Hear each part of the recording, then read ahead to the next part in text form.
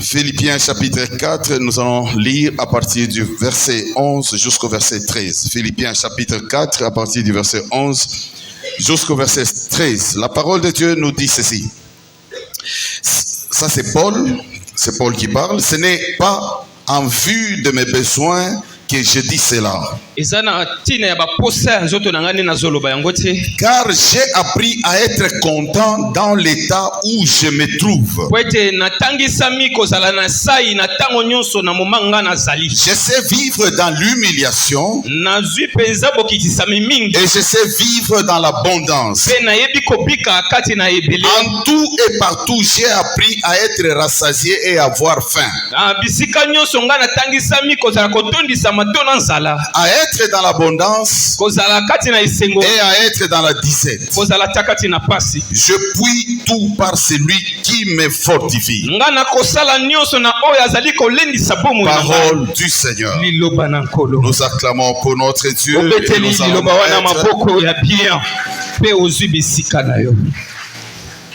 bien-aimé, ici c'est l'apôtre Paul qui parle. Paul ne se lamente pas. Paul ne se lamente pas. Il dit qu'il a appris à être rassasié ou à avoir faim. Il a appris de vivre dans l'abondance tout comme dans la disette. C'est-à-dire que même s'il n'est pas dans l'abondance, il ne se lamente pas. Même s'il a des problèmes, il ne se lamente pas.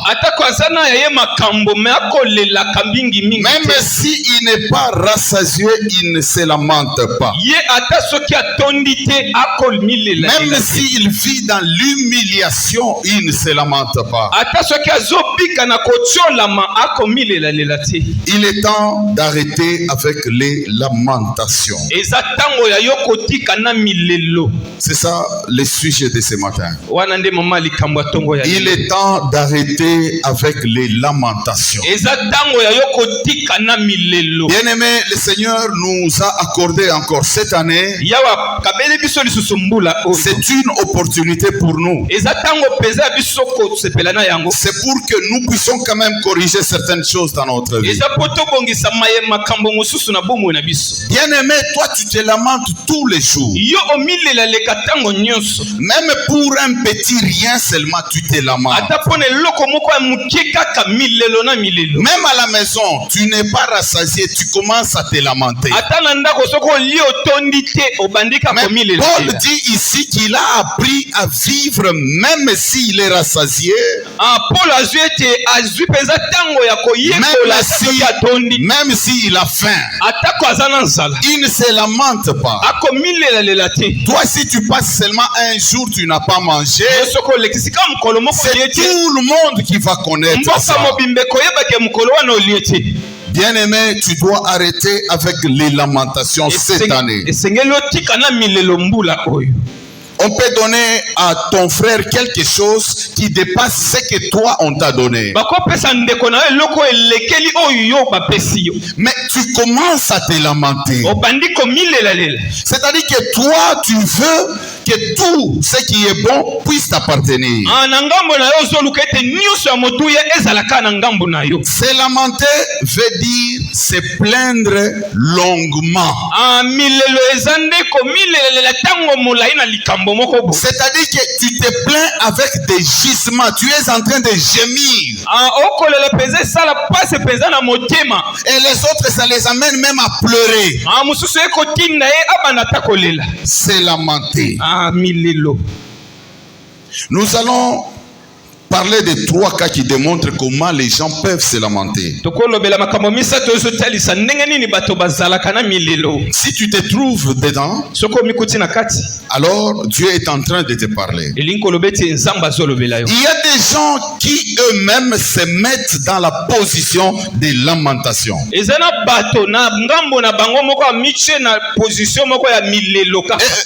se mettent dans la position de lamentation parce qu'ils sont rebelles. C'est-à-dire que tu travailles quelque part et tu ne travailles pas correctement. On te sanctionne par exemple, tu commences à te lamenter.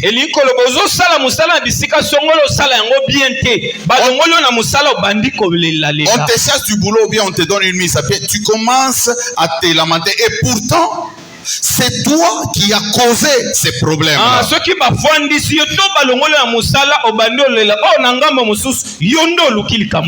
Et des fois tu peux te comporter très mal. Mais alors on va donner les cadeaux à une personne et à toi on ne donne pas parce que tu t'es mal comporté. Tu commences à te lamenter. Il y a d'autres personnes, que ce soit dans la famille, que ce soit dans les couple, que ce soit à l'église, que ce soit au boulot, eux-mêmes se mettent aussi dans une position de lamentation parce qu'ils ne veulent pas exécuter ce qu'on leur demande de faire.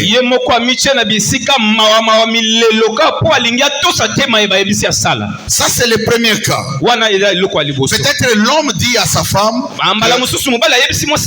voilà comment nous allons vivre dans la maison. Si je reçois les salaires, voilà comment on va commencer à faire. Il faut gérer ça peut-être jusqu'à la fin du mois.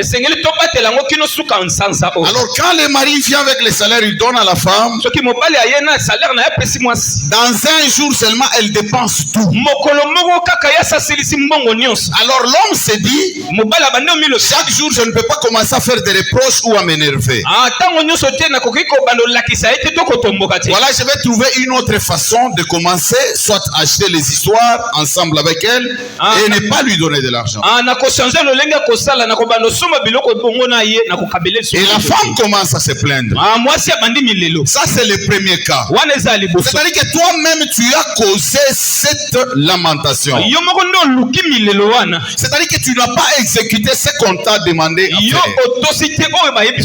Tu as un enfant, tu lui dis qu'à 18h tu dois être dans la parcelle. Et alors il vient au-delà de 18h, on a fermé la barrière. Et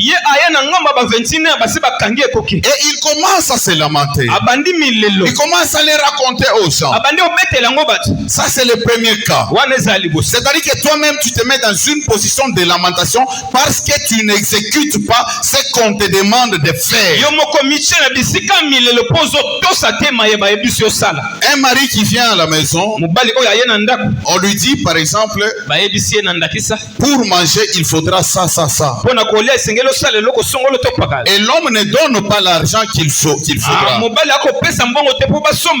Il laisse 1000 francs à la maison. On achète les légumes, on prépare, il y a de l'eau dessus, il y a mélangé avec de l'huile et tout ça. L'homme vient, il commence à se lamenter. Il va voir même ses amis. Ça c'est quelle femme ça? Je laisse de l'argent et voilà comment elle prépare pour moi. Toi-même tu t'es mis dans cette position. Tu es en train de te lamenter parce que l'argent que tu laisses à la maison ne suffira pas pour qu'on puisse acheter les poulets. Est-ce qu'on se comprend? Le premier cas, ce sont les gens qui eux-mêmes à faute de ne pas exécuter, on les punit ou bien on les met dans une position et ils commencent à se lamenter. Dans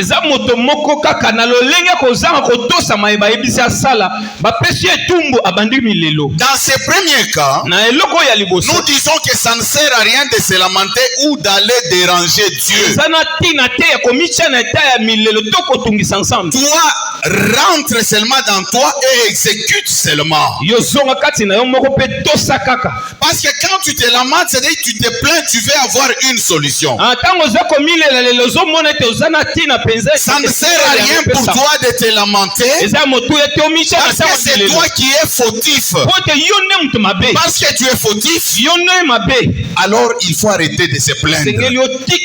Il faut exécuter seulement. Et quand tu vas exécuter, tu vas trouver la solution. Il y a le deuxième cas, ce sont les personnes qui se lamentent, qui se plaignent à cause de ce qu'ils ont. C'est-à-dire que quelqu'un qui a une femme, qui a un mari, mais qui continue à se plaindre. Quelqu'un qui a une voiture, c'est-à-dire qu'il n'est plus content de cette voiture, il commence à se plaindre. Quelqu'un qui a demandé du travail, Dieu lui a donné du travail, et il trouve que ce travail-là ne suffit plus. Il commence à se plaindre. Tu demandes le mariage à Dieu, Dieu te donne le mariage. Tu entres dans le mariage, tu commences à te plaindre. Non, si je savais que c'était comme ça, moi je vais arrêter avec les mariages. Tu commences à te plaindre. Et pourtant tu as demandé le mariage. Dieu t'a donné le mariage. C'est-à-dire qu'on t'a donné quelque chose à un certain, au fur et à mesure du temps, à un certain moment, tu n'es plus content de ça. Tu commences à te lamenter. Tu te lamentes à cause de ton chef d'entité, par exemple. Tu te lamentes à cause de ton pasteur. Tu te lamentes à cause de ton chef de chantier. Tu te lamentes à cause de ton professeur à l'école. Il y a des gens qui ont reçu quelque chose, mais ils ne se contentent plus de ça. Et ils commencent à se lamenter. Bien-aimé, se lamenter, c'est un péché. Se lamenter, c'est un péché.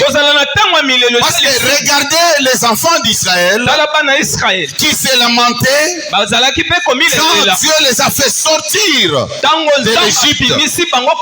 Et ils se lamentaient. Et vous connaissez leur sort. Se lamenter, c'est un péché. Parce que quand on se lamente, c'est-à-dire qu'on se plaint longuement. C'est-à-dire que toute la journée tu es là à te plaindre. Donc tu vas même perdre la foi et tu n'as plus confiance en Dieu. Et voilà pourquoi nous disons que c'est un péché. Parce que la lamentation te poussera à te révolter. Ça te poussera à la division. Ça te poussera à la séparation. Parce que même dans un couple, quand un homme commence à se lamenter déjà sur sa femme ou de sa femme, avec le temps vous verrez qu'ils finiront peut-être par se séparer. Ou quand la femme commence à se lamenter de son mari, et avec le temps peut-être elle finira par se séparer. C'est ce que nous disons, que la lamentation va t'amener à la séparation. Ça peut t'amener à la division. Même dans une équipe, quand les gens commencent à se lamenter, ils commencent à se lamenter, et avec le temps vous verrez peut-être qu'il y aura division. Même à l'église, quand la personne commence à se lamenter trop, cette personne cherchera à contaminer d'autres personnes.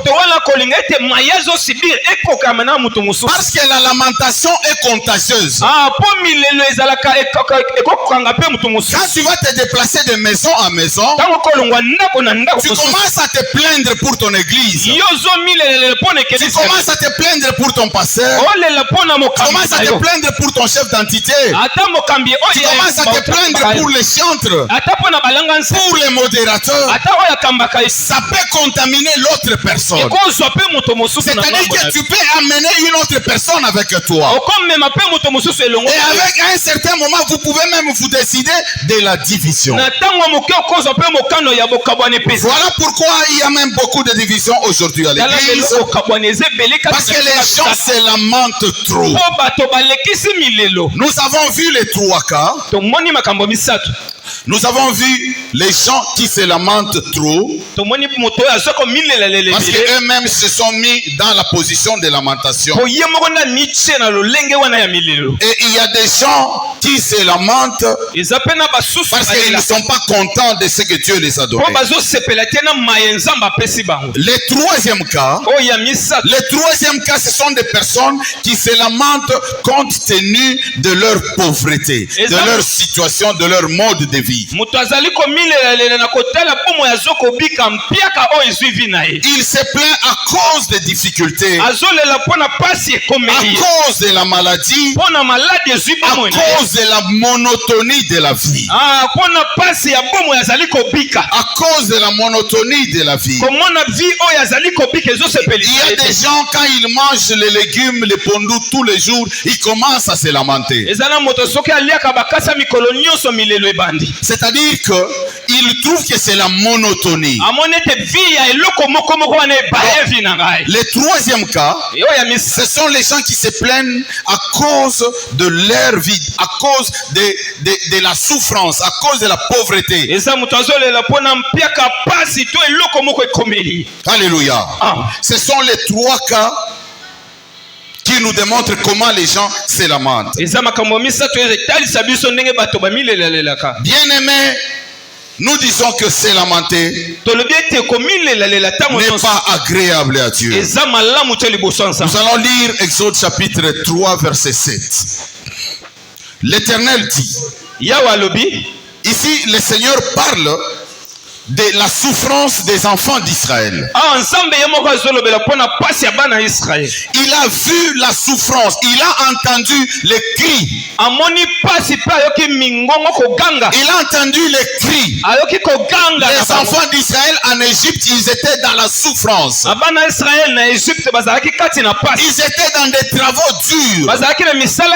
Et l'Éternel se décide pour les faire sortir de l'Égypte, afin d'aller leur donner un bon pays, là où coule le lait et le miel. C'est-à-dire que Dieu, quand il a entendu des cris, il a voulu faire quelque chose de bien pour son peuple. Et regardez ce qui s'est passé. Il a envoyé Moïse pour faire sortir les enfants d'Israël de l'Égypte. Quand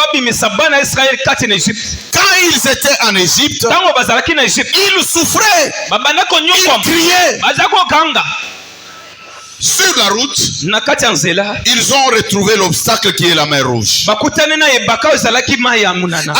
à partir de cet obstacle, ils ont commencé à se lamenter. Ils ont commencé à dire à Moïse, mais est-ce qu'il n'y avait pas de sépulcre en Égypte? Il fallait nous laisser mourir en Égypte. Voilà, tu es venu nous amener ici pour que nous puissions mourir dans les déserts. Ils ont commencé à se lamenter. Ils ont commencé à se plaindre. Quand ils ont regardé, derrière eux, il y avait les Égyptiens qui venaient. Alors ils ont commencé à se lamenter. Ils ont commencé à se lamenter comme si Dieu ne savait pas ce qu'il était en train de faire. Voilà pourquoi Dieu n'accepte pas les lamentations. Parce que Dieu savait ce qu'il était en train de faire pour les enfants d'Israël. Dieu les avait promis de les emmener dans un pays là où coule le lait et le miel. Et sur la route, ils ont perdu la foi. Bien aimé, quand quelqu'un se lamente, il a perdu la foi. Bien aimé, quand quelqu'un se lamente, il ne croit plus aux promesses de Dieu. Voilà pourquoi les lamentations constituent un péché. Parce que si tu ne crois plus en Dieu, c'est-à-dire que tu es à l'encontre de la parole de Dieu. Alors la transgression de la parole de Dieu, c'est le péché. Alléluia. Les enfants d'Israël ont commencé à se lamenter. Dieu savait ce qu'il voulait faire avec eux. Et il a demandé à Moïse de diviser, de séparer la mer en deux. Et les enfants d'Israël sont passés à travers la mer Rouge. C'est un miracle pour eux qui devait changer quand même quelque chose dans leur vie. Ils devaient déjà comprendre que Dieu nous aime. Comme il nous a promis, c'est-à-dire qu'il va les réaliser. Donc ça ne servirait plus à rien de commencer à déranger, à se lamenter contre Moïse. Ces peuples murmuraient déjà. Ils avaient oublié ce que Dieu avait donné comme promesse. Arrivé maintenant dans le désert. Si vous lisez dans Exode chapitre 16, à partir du verset 2 jusqu'au verset 4, Exode 16, 4. Les mêmes personnes qui se lamentaient devant la mer Rouge. Écoutez ce que la parole de Dieu nous dit. Et toute l'assemblée des enfants d'Israël murmura dans le désert contre Aaron, contre Moïse et Aaron. Les enfants d'Israël leur dirent: que sommes-nous morts par la main de l'Éternel dans les pays d'Égypte quand nous étions assis près des pots de viande, quand nous mangions des pains à satiété.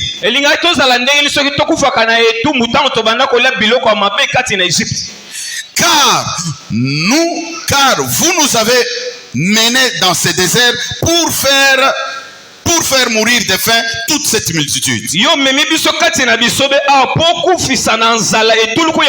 L'Éternel dit à Moïse: voici, je ferai pleuvoir pour vous du pain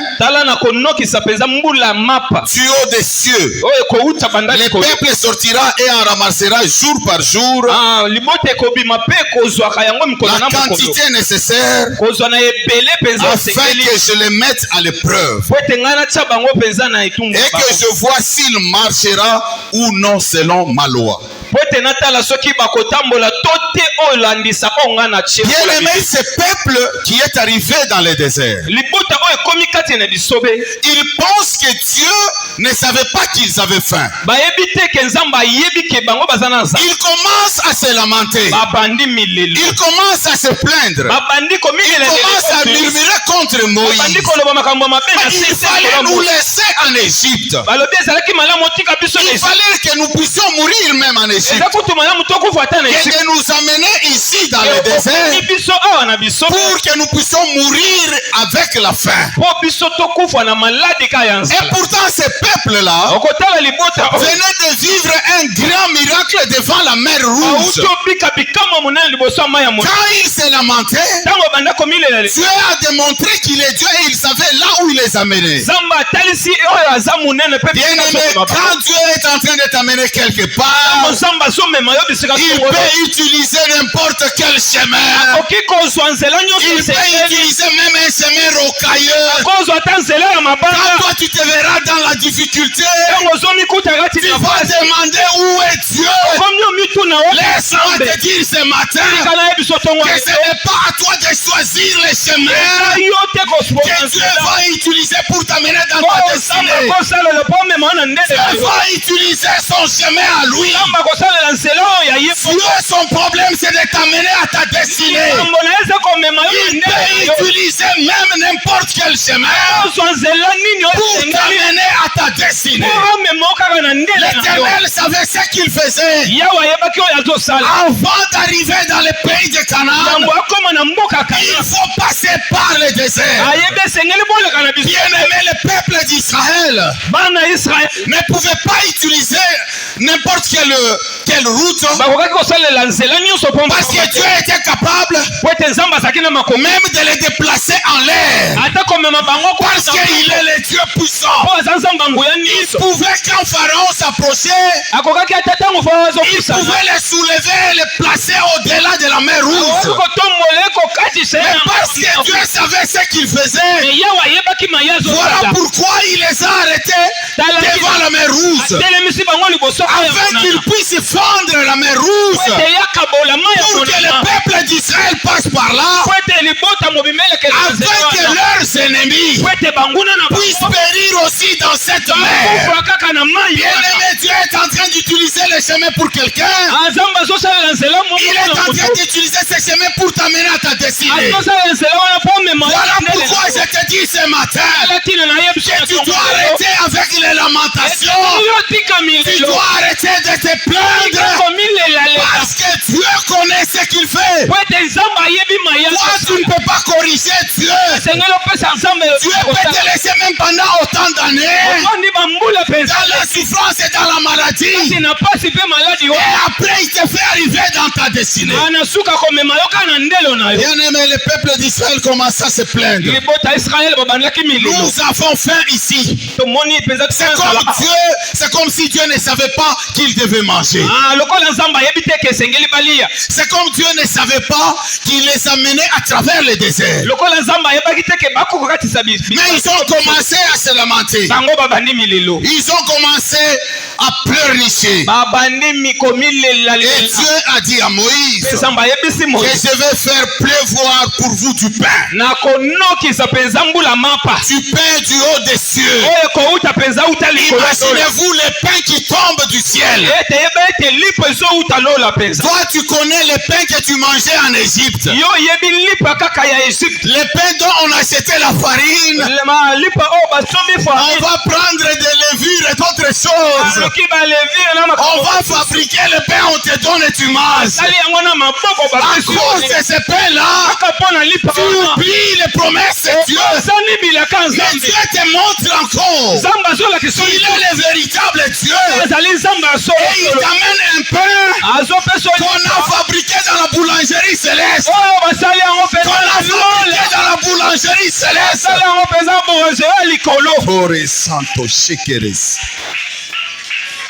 Bien-aimé, Dieu connaît ce qu'il fait avec tout un chacun de nous. Dieu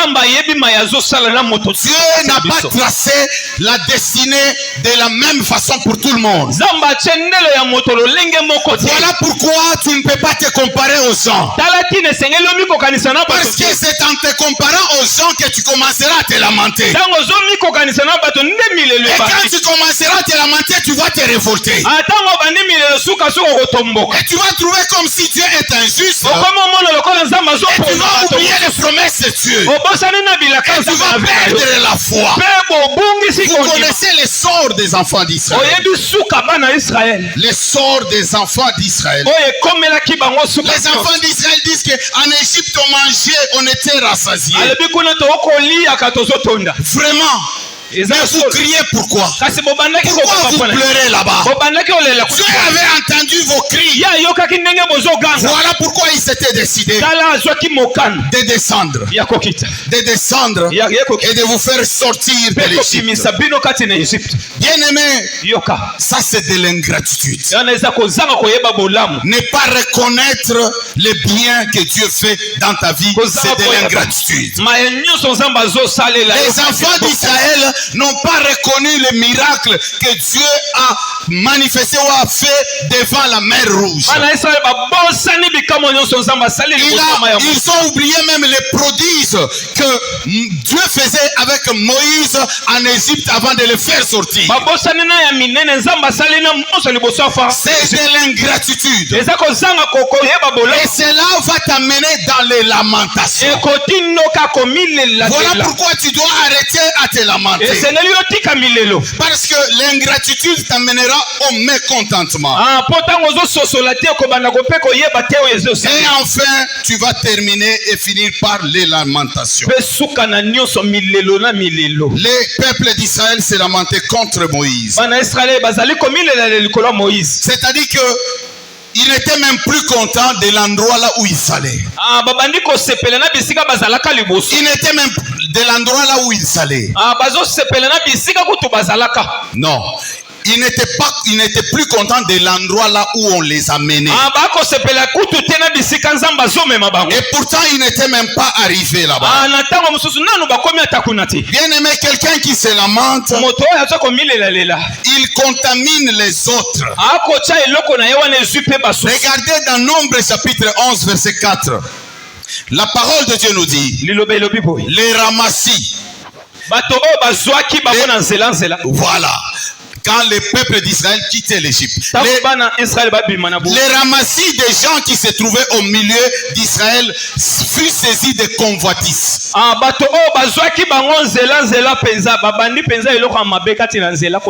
Ils furent saisis de convoitises. Ils ont commencé à convoiter. Et même les enfants d'Israël recommencèrent à pleurer et dire. C'est-à-dire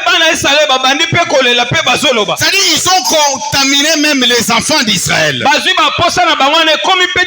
les enfants d'Israël ont commencé à pleurer et dire,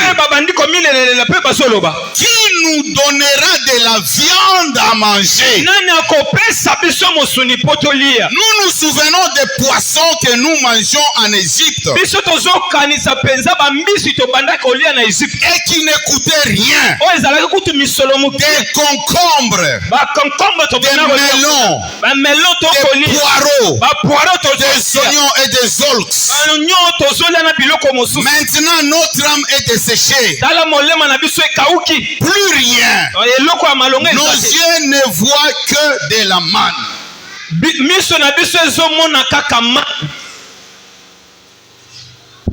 La monotonie. La monotonie.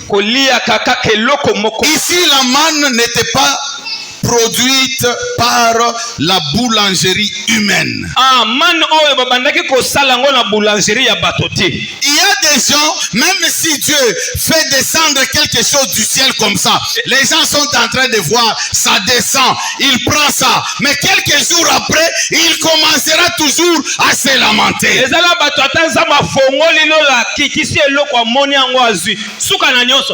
Ces peuples pleuraient. Ils ont vu un miracle. L'épée est descendue du ciel. Ils demandaient de la viande. Il y a des cailles qui sont tombées. Et ils ont mangé. Ils étaient vraiment rassasiés.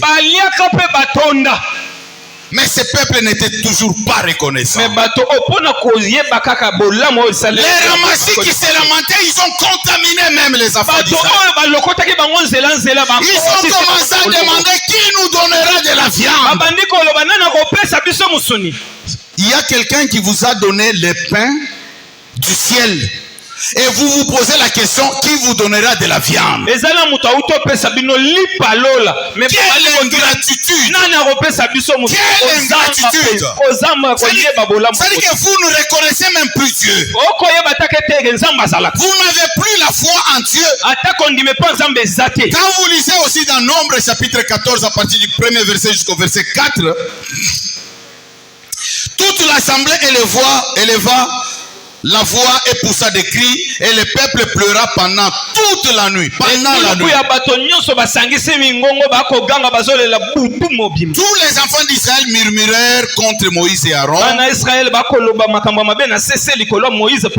Et toute l'assemblée dit, écoutez, que sommes-nous morts dans le pays d'Égypte?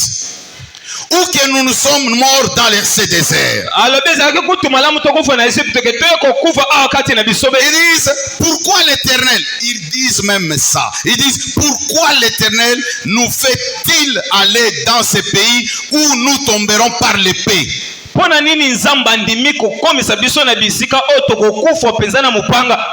femmes et nos petits enfants deviendront une proie. Ne vaut-il pas mieux pour nous retourner en Égypte? Et ils se dirent l'un à l'autre, nommons un chef et retournons en Égypte. L'ingratitude. Les gens commencent à se lamenter. Ils commencent à se lamenter. Pourquoi Dieu nous a fait sortir de l'Égypte? On est en train de faire du bien pour vous. On est en train de faire du bien pour vous. Mais vous vous lamentez.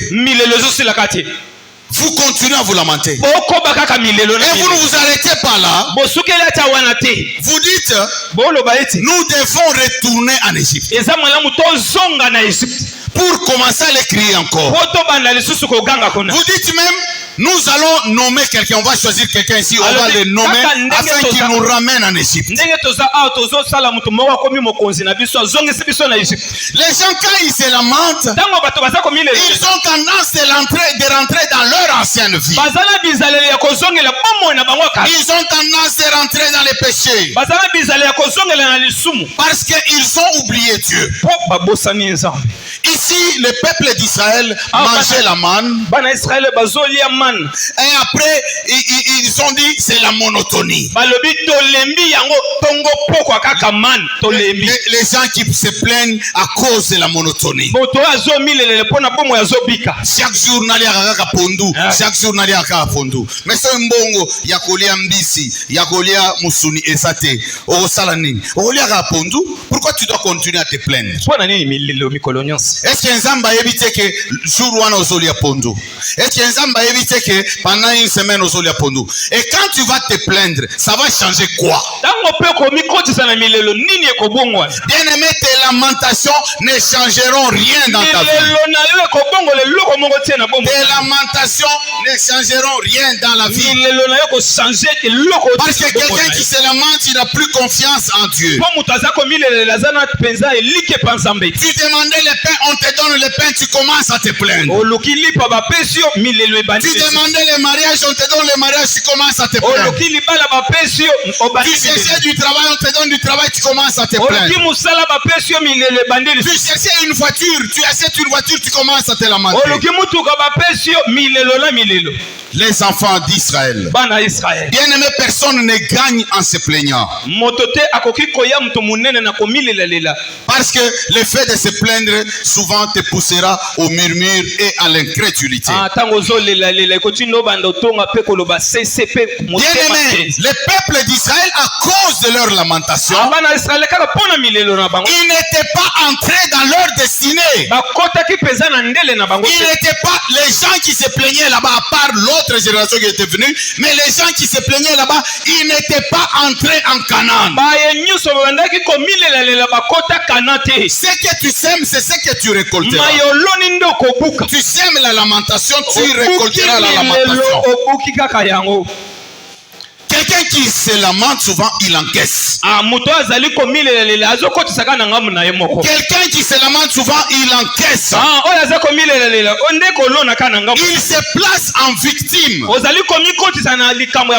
non en vainqueur. Nous savons qu'avec Dieu, nous sommes plus que vainqueurs. Avec Dieu, nous sommes plus que vainqueurs. Malgré n'importe quelle situation que nous pouvons rencontrer dans la vie, nous savons que nous sommes plus que vainqueurs.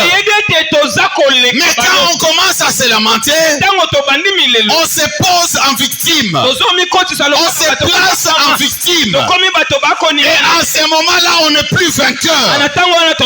En ce moment-là, on finit toujours par la défaite. Parce que notre cœur est en train de gémir. Bien-aimé, tu ne peux pas bouger des choses dans la vie. Tu ne peux pas bouger les choses dans la vie si tu te mets à te lamenter. Tu ne peux pas changer les choses dans la vie. Tu ne peux pas évoluer dans la vie. Tu ne peux pas progresser dans la vie. Tu ne peux pas aller de l'avant dans la vie si tu te mets à te lamenter. Parce qu'en ce moment-là, tu es victime et tu n'es plus vainqueur. Mais quelqu'un qui ne se lamente pas, il est plus que vainqueur. Malgré la situation qui peut se passer dans sa vie, il va dire avec Dieu, je suis vainqueur. Je ne vais pas me plaindre, je crois en mon Dieu, parce qu'il me gardera. C'est Dieu qui va me protéger malgré la situation que je mène maintenant.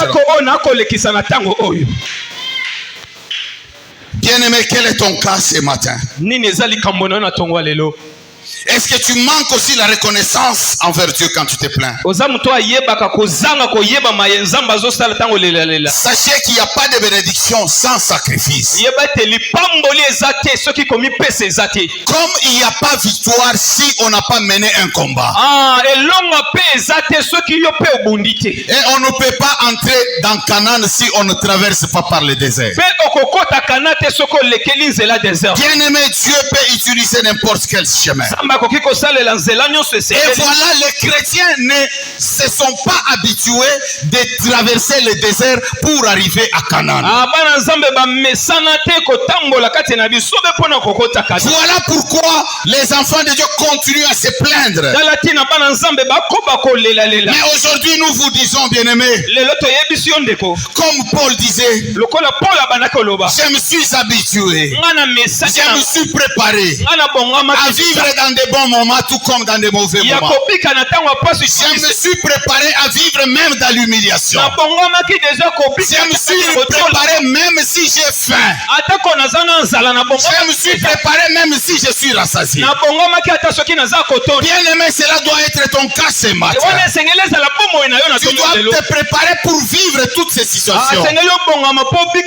Parce que tu es un enfant de Dieu. Il y a un Canaan que Dieu a gardé pour tous ses enfants. Bien-aimé, il y a un Canaan que Dieu a préparé pour tous ses enfants. Le Canaan ici, c'est ta destinée. C'est arriver dans ta destinée.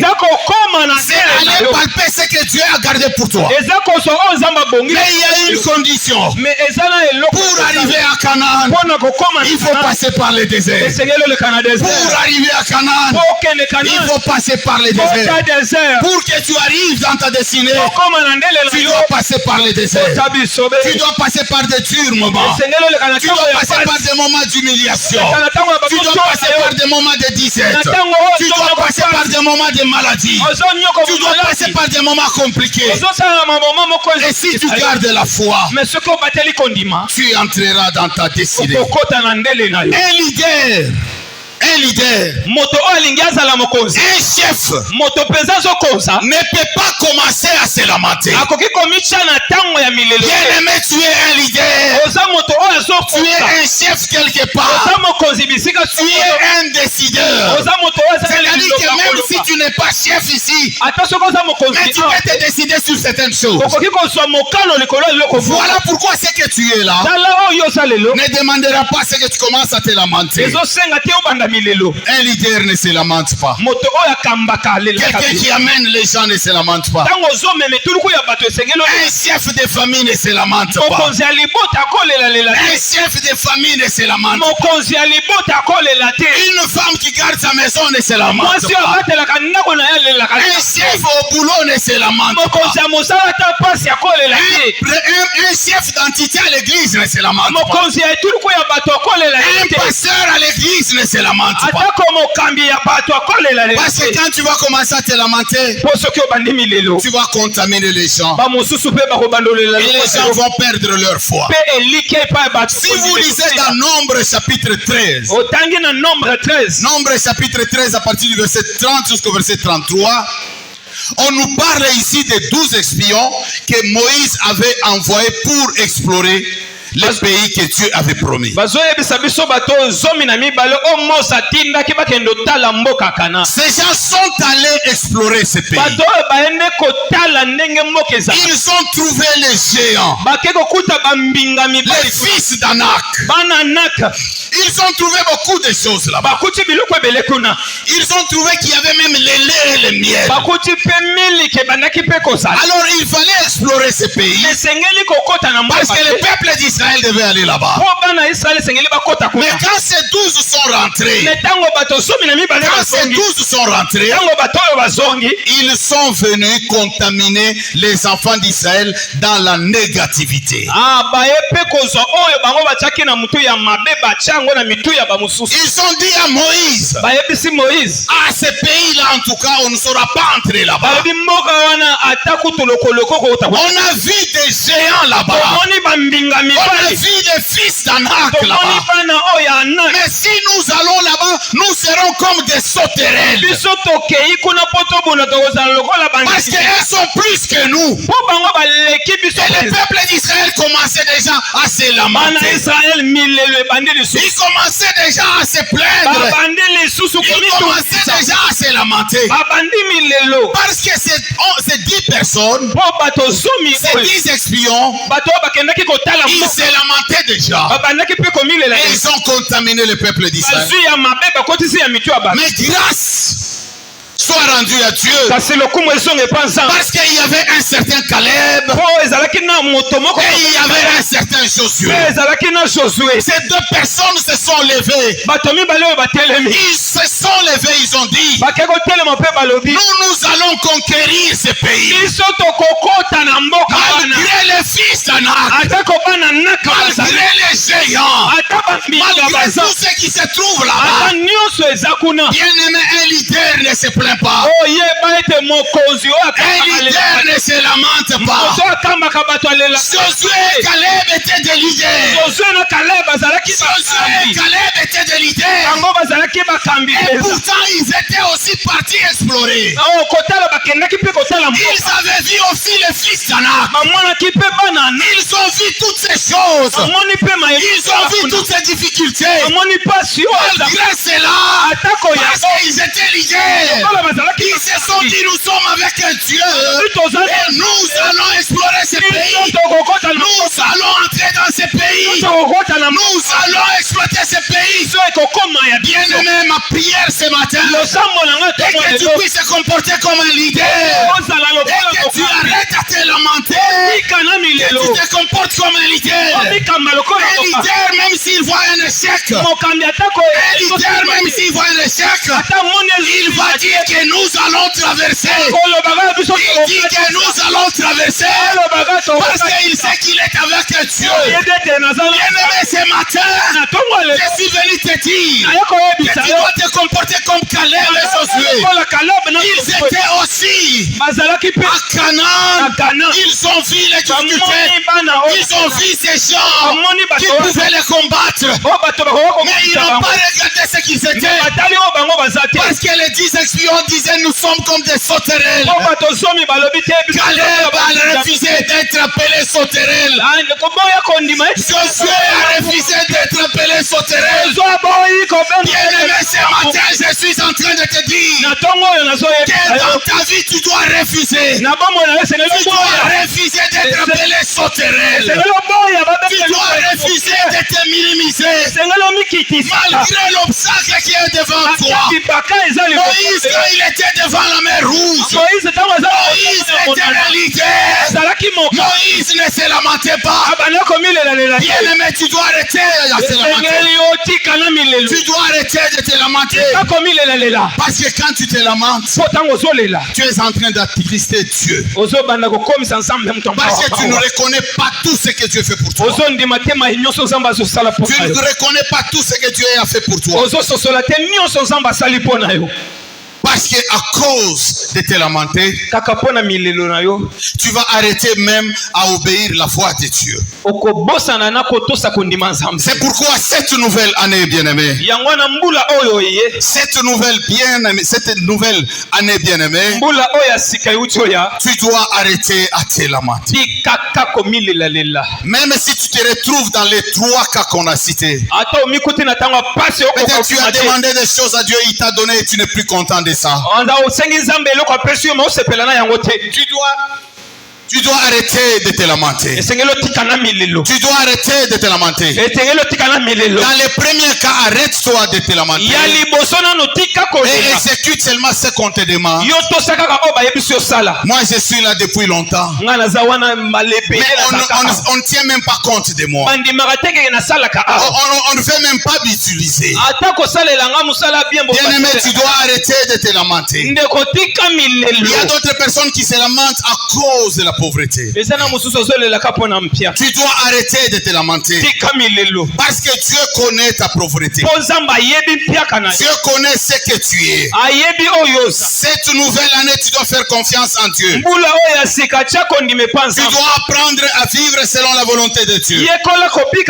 Il y a des gens qui ne veulent pas vivre selon la volonté de Dieu. Les peuples d'Israël ne voulaient pas vivre selon la volonté de Dieu. Et voilà comment ils ont commencé à se lamenter. Parce qu'ils ne voulaient pas vivre selon la volonté de Dieu. Et voulaient vivre selon leur volonté. Bien-aimé, tu dois arrêter à penser à vivre selon ta volonté. Mais tu dois accepter de vivre selon la volonté de Dieu. Sache qu'il y a un Canaan que Dieu a préparé pour toi. Avant d'arriver à Canaan, tu dois passer par le désert. Je sais et je suis convaincu que cette année 2025, il y a des gens qui vont vivre leur vie changer. Il y a des gens qui vont constater leur vie changer. Dieu va faire de grandes choses au milieu de nous. La condition que nous devons avoir, c'est de refuser d'être appelé sauterelle. C'est de vivre comme Caleb. C'est de se mettre debout comme Josué. Dire qu'avec Dieu, nous ferons quelque chose. Avec Dieu, nous ferons des exploits. Et regarde pas ce que tu es en train de vivre. Dieu va faire de grandes choses avec toi. S'il a fait ça avec d'autres personnes, il le fera aussi avec toi. Mettons debout et nous allons prier.